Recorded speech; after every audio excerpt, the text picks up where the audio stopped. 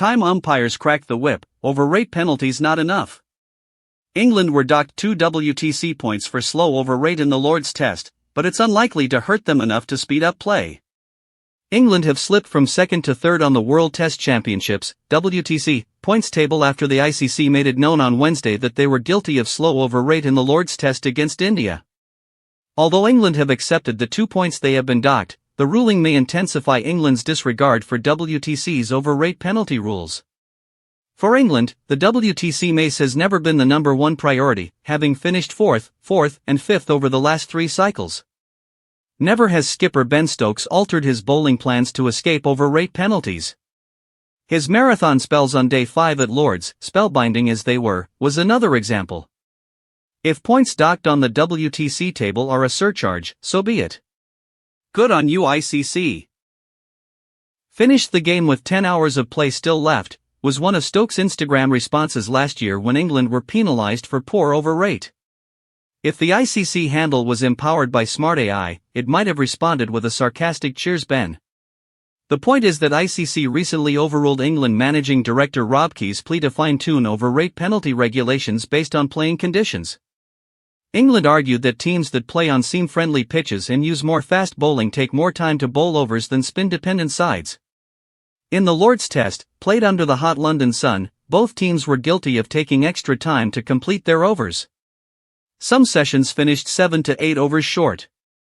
But England utilised 10 fewer overs of spin than India, which may have majorly contributed to the penalty. Bowling sides are not always the only culprits in slack overrates.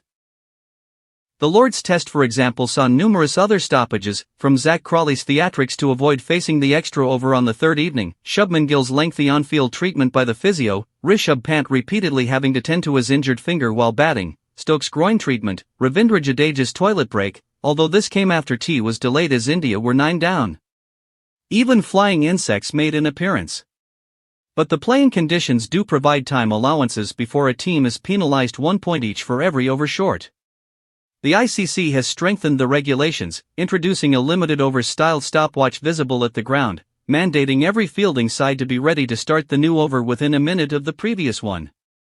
But for teams like England, for whom the commercial and emotional appeal of winning the Ashes and beating India take precedence over the WTC, they may need to do more. 5% of their match fees for every over short, but that means little for well-paid athletes. After 2 warnings, batting sides can be awarded 5 penalty runs for the third infraction. We haven't seen that in play yet, and it may help. But in high-scoring tests, runs equivalent to an additional boundary may mean little. They could think of a higher runs penalty, but that would have to be quantified, based on runs scored quotient in the said test, adding to the complexities of the already complex WTC. Think of yellow cards to leave fielding sides a fielder short for a certain duration like hockey, and that might make it exciting. Let's not forget though that subjectivity involved in adjudicating for lost time has already left cricket open to greater scrutiny. Perhaps, the onus is on the on-field umpires to save spectators from being shortchanged by pushing the players more to speed up the pace of play. Technology has already reduced officials to robots on many counts. This is one area where enforcers of the rules can crack the whip. Don't forget to like, comment, and subscribe for more cricket news and updates.